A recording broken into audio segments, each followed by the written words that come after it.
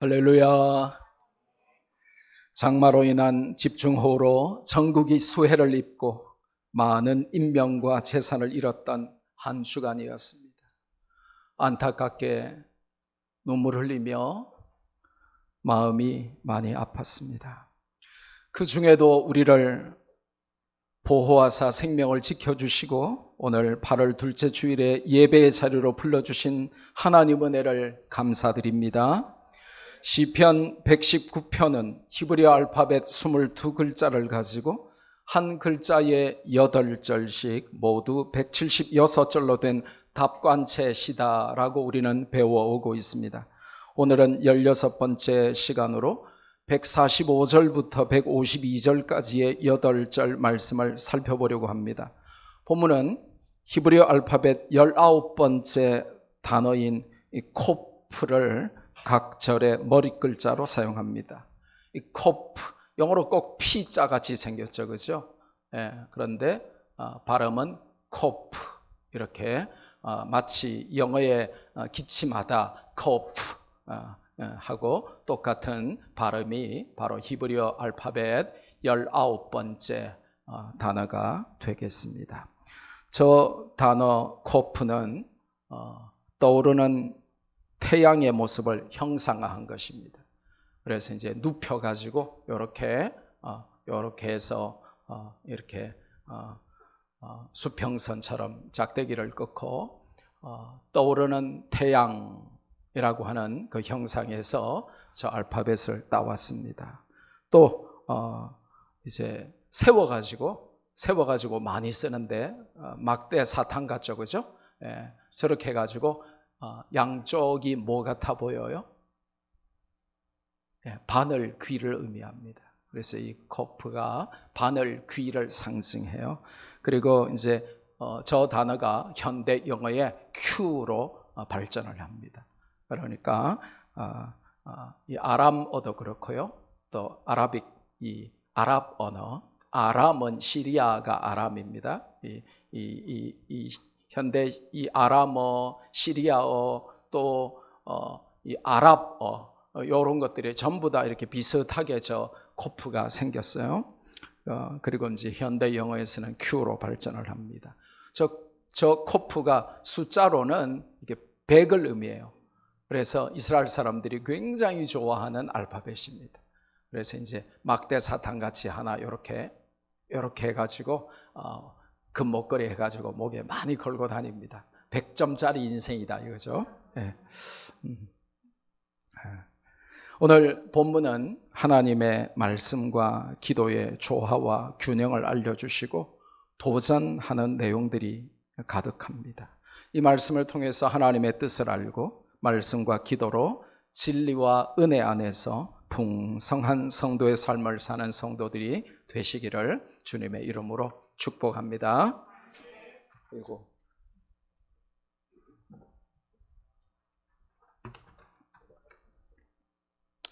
오늘 첫째로 본문은 기도 응답에 관해서 알려주시면서 응답은 우연한 결과물이 아니라 기도의 산물이다 이렇게 알려주고 있습니다. 기도 응답의 확률이 로또 당첨 확률과 비슷하다고 하면 아무도 기도하려고 하지 않겠죠. 응답의 확률이 깜깜이 복불복에 운명적으로 달린 러시안 룰렛 같은 것이면 기도에 대한 소망보다는 오히려 두려움과 절망감이 앞설 것입니다. 그런데 성경은 기도하면 응답하시겠다 하는 하나님의 약속으로 가득합니다.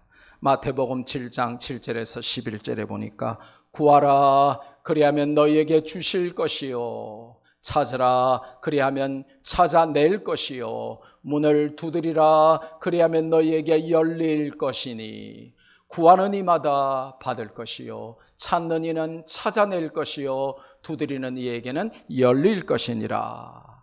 9절부터 굉장히 중요한 적용이 나오는데 같이 읽습니다. 시작. 너희 중에 누가 아들이 떡을 달라 하는데 돌을 주며 생선을 달라 하는데 뱀을 줄 사람이 있겠느냐? 너희가 악한 자라도 좋은 것으로 자식에게 줄 줄 알거든 하물며 하늘에 계신 너희 아버지께서 구하는 자에게 좋은 것으로 주시지 않겠느냐. 아멘. 예. 요한복음 16장 24절 같이 한번 읽습니다. 시작. 지금까지는 너희가 내 이름으로 아무것도 구하지 아니하였으나 구하라 그리하면 받으리니 너희 기쁨이 충만하리라. 요한일서 5장 14절 15절 찬양으로도 나와 있고 너무나 유명한 구절이죠. 같이 한번 읽습니다. 그를 향하여 우리가 가진 바 담대함이 이것이니 그의 뜻대로 무엇을 구하면 들으심이라. 우리가 무엇이든지 구하는 바를 들으시는 줄을 안즉 우리가 그에게 구한 그것을 얻은 줄을 또한 아느니라. 아멘. 결국 응답받지 못하는 이유는 하나님의 능력이나 우리에 대한 관심 부재가 아니라 우리가 기도하지 않기 때문이라고 성경이 알려주십니다. 그렇다면 왜 우리는 기도하지 않을까요? 두 가지 불신앙에 근거한 의문들 때문입니다. 첫 번째 의문은 뭐냐 하면 어차피 하나님 마음대로인데 구한다고 주시고 안 구한다고 안 주시겠나? 알아서 주시겠지라고 하는 너무나 솔깃한 그러나 마귀의 속삭임 때문에 그렇다는 것입니다. 그래도 구해야 합니다. 왜요? 그래야 구해야 주시고 구함으로 받게 될 때에 그것이 당연한 것이 아니라 하나님의 은혜인 줄 알게 되기 때문에 그렇습니다. 구약에 에스겔서가 있는데요. 에스겔서는 크게 두 단락으로 나누어집니다. 유다의 심판 예언이 1장에서 32장까지 나오고 그 다음 마지막 33장부터 이 48장까지는 유다의 회복이 예언되어 있습니다. 그 중에 36장에서 굉장히 중요한 말씀을 하나님이 우리에게 주십니다. 에스겔 36장 36절에서 38절을 함께 읽습니다. 시작. 너희 사방에 남은 이방 사람이 나 여호와가 무너진 곳을 건축하며 황폐한 자리에 심은 줄을 알리라. 나 여호와가 말하였으니 이루리라. 주 여호와께서 이같이 말씀하셨느니라. 그래도 이스라엘 족속이 이같이 자기들에게 이루어 주기를 내게 구하여야 할지라. 내가 그들의 수효를 양떼같이 많아지게 하되 제사 드릴 양떼 곧 예루살렘이 정한 절기의 양무리같이 황폐한 성읍을 사람의 때로 채우리라. 그리한즉 그들이 나를 여호와인 줄 알리라 하셨느니라. 아멘. 하나님께서 유다의 회복을 계획하셨을지라도 그것을 위해 유다 백성들이 직접 하나님께 간절히 기도해야 그렇게 이루어 주시겠다고 말씀하십니다. 우리에게 적용할 게 굉장히 많아요. 하나님께서 저와 여러분을 위해 엄청난 것을 계획하시고 준비하시고 작정하셨을지라도 우리가 직접 부르짖어 기도하면서 그렇게 응답해 달라고 간구해야 주시겠다는 것입니다. 간구도 안 하는데 주실 이유가 없다는 것이죠. 그래서 어떤 사람이 죽어서 천국에 가봤더니 큰 창고로 천사들이 데려가더래요. 보니까 온갖 좋은 게 다 있더래요. 저게 뭡니까? 이러니까 네가 땅에서 기도를 안 하는 바람에 하나님이 주시려고 다 준비했었는데 네가 못 받은 것들을 쌓아놓은 거다. 그렇게 말하더랍니다. 하나님께서 아무리 좋은 걸 계획하시고 주시려고 다 준비해 놓으셔도 이스라엘 백성이 기도 안 하면 주시지 않겠다고 하는 폭탄 선언을 오늘 성경은 하고 있습니다. 그래야 응답이 당연한 것이 아니라 하나님의 은혜인 줄 알게 되기 때문에 하나님은 당연한 응답을 예비하셨을지라도 기도해야만 주시겠다고 말씀하십니다. 그래야 사람이 자기 능력이 아니라 하나님 은혜로 사는 존재임을 깨닫고 감사하게 되기 때문이죠. 요즘 개, 고양이를 키우는 사람이 많다 보니까 개, 고양이가 주인공으로 나오는 프로가 많아졌어요. 거기에 등장하는 애완견 전문가들이 말하는 걸 들어보니까 개가 밥 달라고 안 해도 계속 개 밥을 미리미리 알아서 차려주면 개는 주인에게 별로 고맙게 안 여긴다는 것입니다. 우리 주인 참 할 일 없구나. 요 정도 느낄지는 몰라도 정말 우리 주인 사랑이 많고 정말 이렇게 나를 잘 돌봐주는구나, 그렇게 못 느낀다는 것입니다. 가끔 느끼는 개도, 똑똑한 개는 그런 개도 한두 마리 있지만 대부분은 개 수준을 못 넘어가요.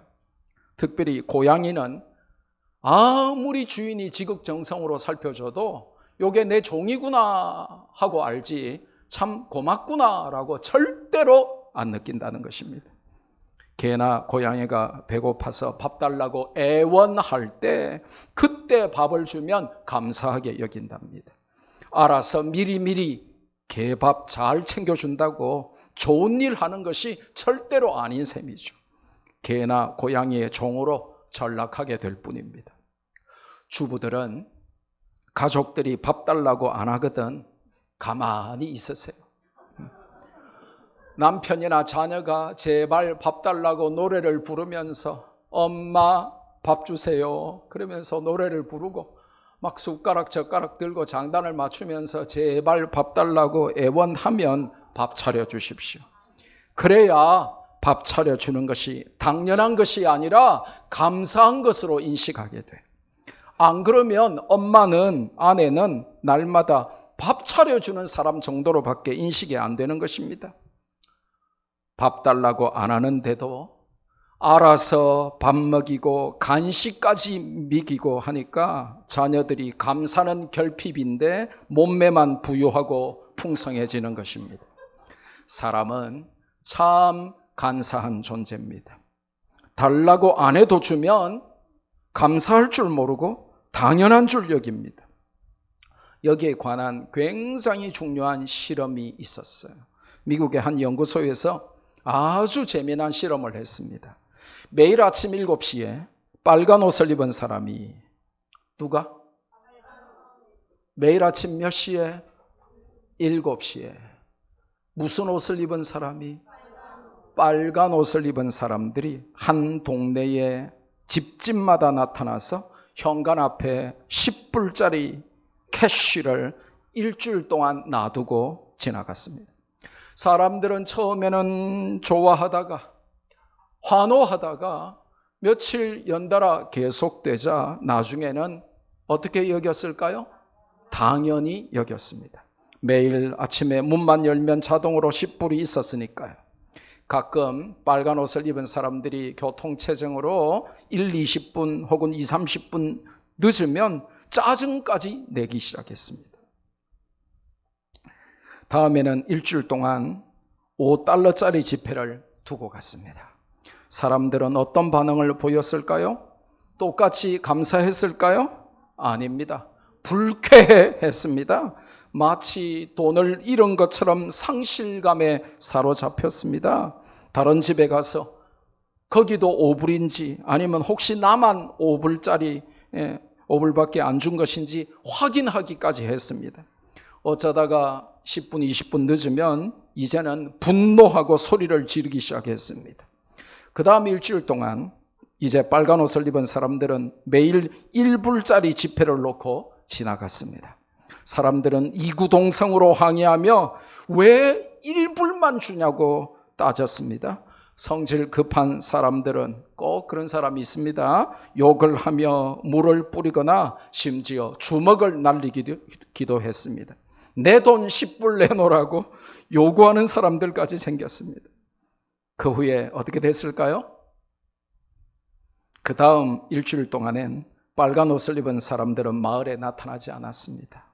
마을 사람들은 매일매일 그들을 기다렸으나 영원히 그 마을 사람들은 빨간 옷을 입은 사람들을 볼 수 없었습니다.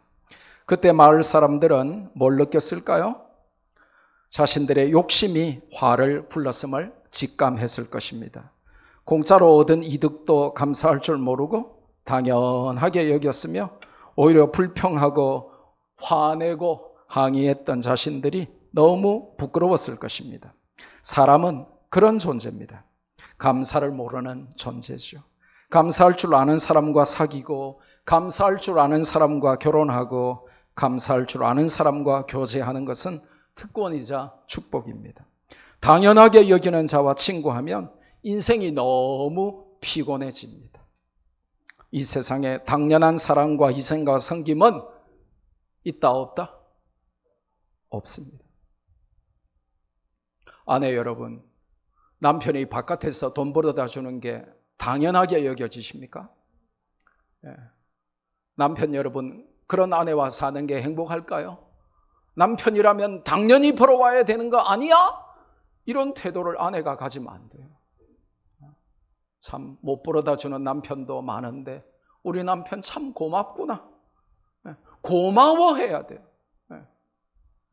다른 집 아내는 그렇게 요리를 잘한다는데 당신 손은 뭐야? 발이야? 그러면서 밥으로 요리했어? 그러면서 아내가 해주는 요리를 당연하게 여기면 안 되는 거예요. 아내 여러분, 그 남편이랑 살고 싶어요? 여러분의 손을 발로 여기는 그런 남편이랑 살고 싶어요? 해주는 대로 먹어야지 말이지. 여러분이 어떻게 생각할지 몰라도 저는 28년 동안 해주는 대로 먹어요. 왜냐? 해주는 게 어딥니까? 그 얼마나 감사해요. 감히 뭐 짜니 싱겁니 맛있니 맛없니 그런 말을 평생 해본 적이 없어요. 물론 가끔 그러기 때문에 본인이 지구상에서 요리를 가장 잘 하는 줄 아는 그런 부작용이 있긴 하지만 어쨌든 간에 당연한 거는 없는 거예요. 항상 감사해야 돼요. 자녀 여러분, 부모님이 여러분을 낳아주고 길러주고 밥 먹이고 옷 사주고 용돈 주고 사랑해주고 케어해주는 거를 당연하게 여기면 안 돼요. 참 나쁜 거예요. 감사해야죠. 그렇지 않으니까 엄마 아빠한테 대들고 엄마 아빠한테 짜증내고 순종하지 못하고 고분고분하지 못하고 불효막심하게 사는 거예요. 당연한 것은 하나도 없습니다. 부모 여러분, 자식들이 가출 안 하고 자식들이 큰 사고 안 치고 열심히 공부하고 순종하고 주일날 예배 오고 봉사하고 이런 거를 당연하게 여기면 안 돼요. 감사해야 되는 거예요. 당연한 것은 하나도 없습니다. 모든 것이 감사해야 하는 것입니다. 기도응답도 마찬가지입니다. 하나님은 모든 것을 미리 아시고 주실 수 있지만 간구하는 자에게 주십니다. 왜요? 그래야 감사하게 되기 때문이라고 알려주십니다. 한번 크게 따라해 봅시다. 당연한 것이 아니라 감사한 것입니다. 지금 부부간에 부모 자식간에 가족끼리 얼굴 한번 보세요. 그리고 이렇게 크게 따라해 봅시다. 당연한 줄 알았던 것 죄송합니다. 당연한 게 아니고 감사한 것입니다. 그렇게 믿으시기를 바랍니다. 당연한 것은 하나도 없어요. 전부 감사입니다. 두 번째로 어떤 이상한 생각 때문에 우리가 기도하지 못하냐 하면 아니 하나님의 뜻은 이미 픽스된 거 아닌가? 정해져 있는 거 아닌가? 우리 기도가 무슨 하나님의 뜻을 바꿀 수 있냐? 우리 기도가 무슨 소용이 있노? 하나님이 다 정해놓은 하나님 뜻대로 하나님이 엿장 쓰고 하나님 마음대로 하실 건데 라고 하는 부정적인 생각 때문에 우리가 기도하지 못하게 됩니다. 그런데 놀랍게도 성경을 읽으면 하나님이 우리의 기도를 들으시고 뜻을 돌이키신 적이 너무 많아요. 그래서 우리가 기도해야 되는 것입니다. 99% 기울어져서 아무 소망이 없고 이제는 끝났다라고 생각할 때에도 우리가 기도하면 99% 기울어졌던 그것이 다시 정상의 제자리로 돌아온다니까요. 출애굽기 32장 너무나 유명한 본문인데요. 11절에서 14절을 같이 읽습니다. 모세가 그의 하나님 여호와께 구하여 이르되 여호와여 어찌하여 그 큰 권능과 강한 손으로 애굽 땅에서 인도하여 내신 주의 백성에게 진노하시나이까? 어찌하여 애굽 사람들이 이르기를 여호와가 자기의 백성을 산에서 죽이고 지면에서 진멸하려는 악한 의도로 인도해 내었다고 말하게 하시려 하나이까? 주의 맹렬한 노를 그치시고 뜻을 돌이키사 주의 백성에게 이 화를 내리지 마옵소서. 주의 종 아브라함과 이삭과 이스라엘을 기억하소서. 주께서 그들을 위하여 주를 가리켜 맹세하여 이르시기를 내가 너희의 자손을 하늘의 별처럼 많게 하고 내가 허락한 이 온 땅을 너희의 자손에게 주어 영원한 기업이 되게 하리라 하셨나이다. 여호와께서 뜻을 돌이키사 말씀하신 화를 그 백성에게 내리지 아니하시니라. 아멘. 모세가 하나님의 영광에 기초하여 언약을 붙들고 하나님의 거룩한 속성을 간구하면서 기도하니까 여호와께서 뜻을 돌이키사 말씀하신 화를 그 백성에게 내리지 아니하시니라. 요나서에도 놀라운 말씀이 나옵니다. 요나서 3장 4절에서 10절을 한 목소리로 읽습니다. 시작. 요나가 그 성읍에 들어가서 하루 동안 다니며 외쳐 이르되 40일이 지나면 니느웨가 무너지리라 하였더니 니느웨 사람들이 하나님을 믿고 금식을 선포하고 높고 낮은 자를 막론하고 굵은 베옷을 입은지라. 그 일이 니느웨 왕에게 들림에 왕이 보좌에서 일어나 왕복을 벗고 굵은 베옷을 입고 제 위에 앉으니라. 왕과 그의 대신들이 조서를 내려 니느웨에 선포하여 이르되 사람이나 짐승이나 소떼나 양떼나 아무것도 입에 대지 말지니 곧 먹지도 말 것이요 물도 마시지 말 것이며 사람이든지 짐승이든지 다 굵은 베옷을 입을 것이요 힘써 하나님께 부르짖을 것이며 각기 악한 길과 손으로 행한 강포에서 떠날 것이라. 하나님이 뜻을 돌이키시고 그 진노를 그치사 우리가 멸망하지 않게 하시리라. 그렇지 않을 줄을 누가 알겠느냐 한지라. 하나님이 그들이 행한 것 곧 그 악한 길에서 돌이켜 떠난 것을 보시고 하나님이 뜻을 돌이키사 그들에게 내리리라고 말씀하신 재앙을 내리지 아니하시니라. 아멘. 하나님이 뜻을 돌이키사 그들에게 내리라고 말씀하신 재앙을 내리지 아니하시니라. 하나님의 뜻을 돌이키는 기도가 있다는 것이죠. 대재앙과 화를 모면하는 기도가 있다는 것이죠. 정해진 화와 재앙에서 하나님이 뜻을 돌이키게 하는 우리의 기도가 있다는 말이죠. 이사야서 38장에도 동일한 내용이 등장합니다. 같이 한번 읽을까요? 시작. 그때에 히스기야가 병들어 죽게 되니 아모스의 아들 선지자 이사야가 나아가 그에게 이르되 여호와께서 이같이 말씀하시기를 너는 내 집에 유언하라 내가 죽고 살지 못하리라 하셨나이다 하니 히스기야가 얼굴을 벽으로 향하고 여호와께 기도하여 이르되 여호와여 구하오니 내가 주 앞에서 진실과 전심으로 행하며 주의 목전에서 선하게 행한 것을 기억하옵소서 하고 히스기야가 심히 통곡하니 이에 여호와의 말씀이 이사야에게 임하여 이르시되 너는 가서 히스기야에게 이르기를 내 조상 다윗의 하나님 여호와께서 이같이 말씀하시기를 내가 내 기도를 들었고 내 눈물을 보았노라. 내가 내 수한에 15년을 더하고 너와 이 성을 아수르 왕의 손에서 건져내겠고 내가 또 이 성을 보호하리라. 이는 여호와께로 말미암는 너를 위한 징조이니 곧 여호와께서 하신 말씀을 그가 이루신다는 증거이니라. 보라, 아하스의 해식에 나아갔던 해 그림자를 뒤로 10도를 물러가게 하리라 하셨다 하라 하시더니, 이에 해식에 나아갔던 해의 그림자가 10도를 물러가니라. 아멘. 하나님께서 저와 여러분이 기도하면 뜻을 돌이키십니다. 하나님 뜻대로, 하나님 마음대로, 하나님의 정해놓으신 거 그대로 하실 건데 우리의 기도가 무슨 소용이 있겠어, 어떤 영향을 미치겠어 하면서 기도하지 않는다면 예정된 재앙과 예정된 화를 그대로 당하고 말 것입니다.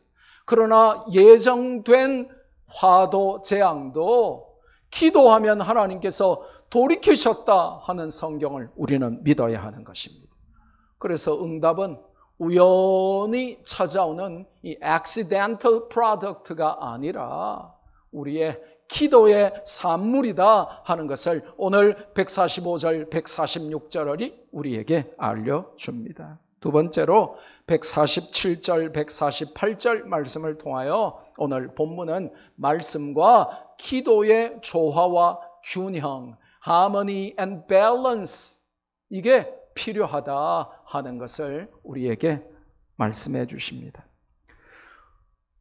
성도들에게는 두 극단이 있어요. 어떤 극단입니까? 이 two extremes, 두 극단이, 양극단이 뭐냐 하면 말씀만 중요시하고 기도는 무시하거나, 반대로 기도만 중요시하고 말씀에는 무관심한 그런 양극단이 있습니다. 물론 최악의 경우에는 말씀도 무시하고 기도도 무시하는데 그건 성도라고 볼 수는 없겠죠.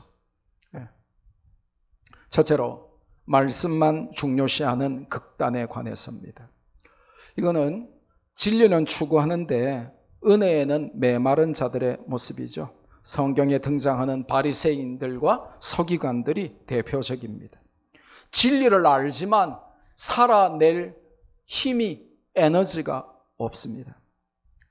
율법주의로 달려갈 가능성이 매우 높죠. 성경을 배우고 알고 심지어 외우고 소화 다 시키는데 정작 그것을 실천할 동력이 없는 것입니다. 이게 뭐하고 똑같냐 하면 돈을 모아서 좋은 차를 샀는데 막상 차에 연료가 없어서 달리지 못하는 처지가 되는 것입니다. 어렵게 구한 지도가 있는데 죽을 고생을 해서 지도를 찾아냈는데 어디로 가야 할지 다 답이 나왔는데 문제는 목적지로 달려갈 힘이 없는 것입니다. 정말 말씀으로 은혜를 받고 성경의 진리로 무장하려면 배운 말씀 붙들고 이 말씀 살아낼 힘을 달라고 기도해야 된다는 것이죠. 또 하나 극단은 반대로 기도만 중요시하는 극단입니다. 이런 부류의 사람들은 은혜를 받았다는데 진리에 근거하지 않을 확률이 높습니다. 뭘 기도해야 하는지, 왜 기도해야 되는지도 모르고 그냥 지성이면 감천인식으로 종교적인 열심으로만 흐를 가능성이 많습니다. 성경적인 배경이 없기 때문에 이단에 쉽게 빠지고 교회에 문제를 일으키는 경우가 많습니다. 목회하면서 종종 방언으로 자신을 과시하고 방언 때문에 교회에 무리를 일으키는 자들을 자주 봤습니다. 그분들이 방언하시면서 교회의 성경 공부에도 나왔더라면 얼마나 좋았겠습니까? 고린도전서 12장과 고린도전서 14장에 방언을 주신 목적이 잘 나와 있는데 그것은 교회의 유익과 교회의 덕을 위하여 주신 것이다 하는 것을 성경 공부 나와서 배웠으면 그렇게 방언 때문에 교회를 어지럽게 하고 문제를 일으키지 않았을 것입니다. 방언은 지금도 유효하고 하나님이 주신 은사입니다. 그런데 그 방언은 내 영이 하나님과 교제하는 것입니다. 그 목적은 교회의 유익과 덕을 세우는 것이에요. 시끄럽게 혼자 기도하듯이 떠들면서 남의 기도조차 방해하고 다른 성도들을 무시하며 교역자들의 신앙 권면과 지도를 무시하면 가짜 방언일 확률이 99.999999%입니다. 방언은 뭐냐 하면 하나님이 하나님과 깊이 교제할 필요가 있는 자에게 은사 중에 하나로 주시는 거예요.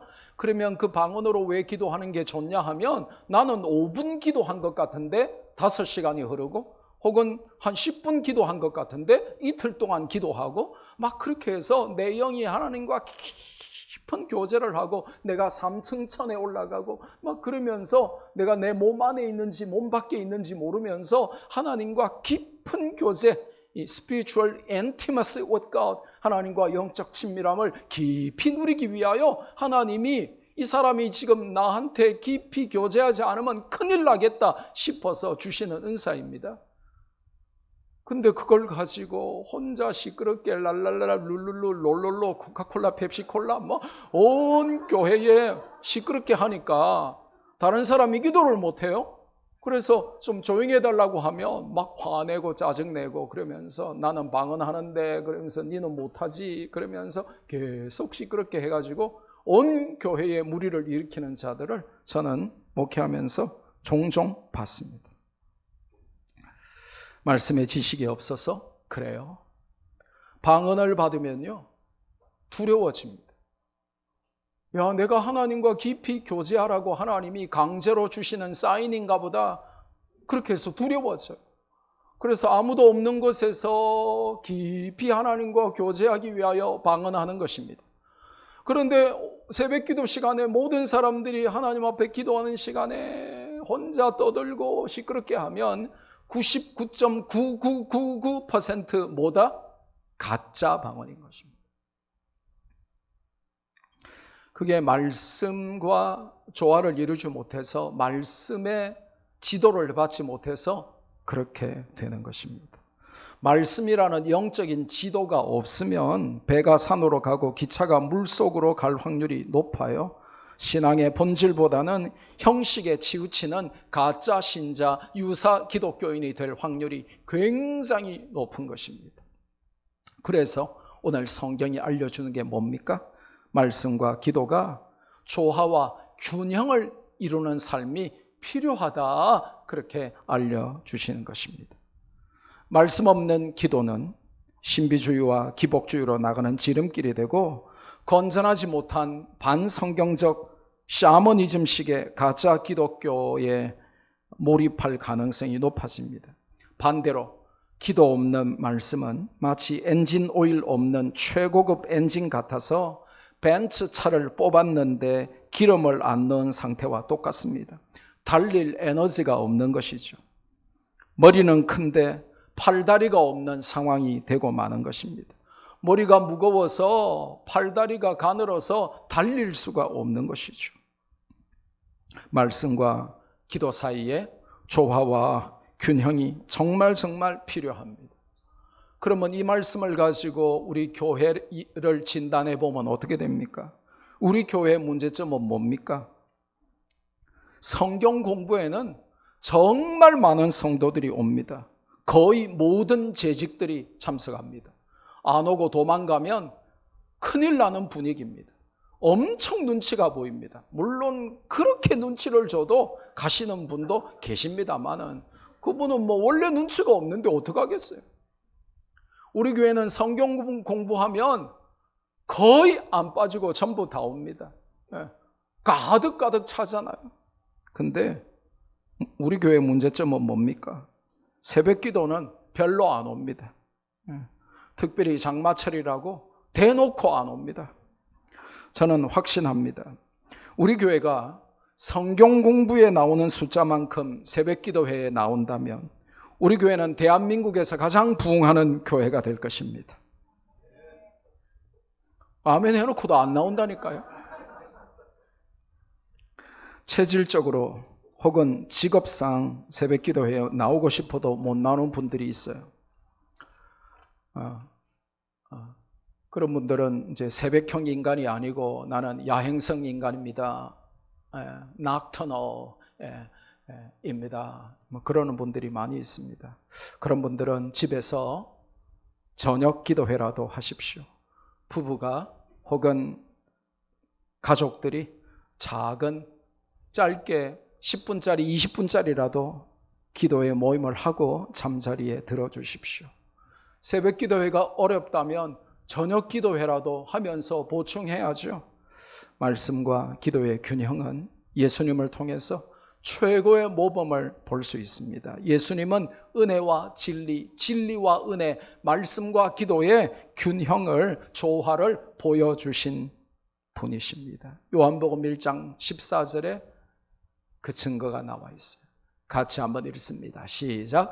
말씀이 육신이 되어 우리 가운데 거하심에 우리가 그의 영광을 보니 아버지의 독생자의 영광이요 은혜와 진리가 충만하더라. 은혜와 진리, 진리와 은혜, 이게 균형을 이루고 조화를 이루어야 되는데 어떤 사람은 막 기도해서 은혜는 받았는데 진리가 부족해요. 말씀을 몰라요. 어떤 사람은 말씀은 많이 알고 진리의 인도를 받는데 은혜가 부족해요. 그래서 예수님처럼 은혜와 진리, 진리와 은혜가 충만한 삶을 살도록 기도와 말씀과 기도가 조화와 균형을 이루어야 한다. 이것이 오늘 시편의 메시지입니다. 마지막 세 번째로 오늘 본문은 149절에서 151절 말씀을 통해서 말씀과 기도는 하나님과 우리 사이의 거리를 알려주는 지표, 인덱스가 된다라고 우리에게 알려줍니다. 오늘 특별히 본문은 이 가깝다 혹은 멀다, 가깝다, 멀다 하는 이 시각적이고 감각적인 이미지를 활용해서 굉장히 중요한 메시지를 우리에게 전달합니다. 150절에 보니까 악인은 하나님의 법에서 먼 자들이다, 멀다, 말씀과 거리가 먼 자들이 바로 악인들이다 하는 것을 알려줍니다. 여러분이 아무리 법 없이도 살고 스스로 생각할 때 나는 착한 사람이야 라고 느껴도 그것은 여러분의 착각에 불과할 수 있다는 것입니다. 여러분이 말씀과 거리가 멀면 미안하지만 여러분은 악당입니다. 어쩔 수 없어요. 말씀과의 거리가 내 믿음의 현 주소입니다. 여러분은 지금 어디에 위치하고 계신가요? 하나님과 가까이 있습니까? 아니면 뭡니까? 제가 늘 말하죠. 성경책 교회 올 때 신발장 위에 놓여 있던 거 들고 왔다가 예배 마치고 집에 가서 신발장 위에 올려놓고 일주일 내내 살다가 다음 주 주일날 또 신발장 위에서 성경책 들고 오는 분들 많습니다. 일주일 내내 성경책 한 번도 안 펴보는 분들이 많아요. 혹시 여러분은 말씀과 멀리 떨어져서 주일 예배 때만 한번 성경책 펼치는 것으로 만족하고 계시지는 않습니까? 그렇다면 여러분은 죄송합니다마는 하나님이 보실 때 절대로 의인은 아닙니다. 악인은 하나님의 법에서 거리가 멉니다. 하나님의 말씀과 거리가 먼 자가 악인입니다 라고 성경은 선포합니다.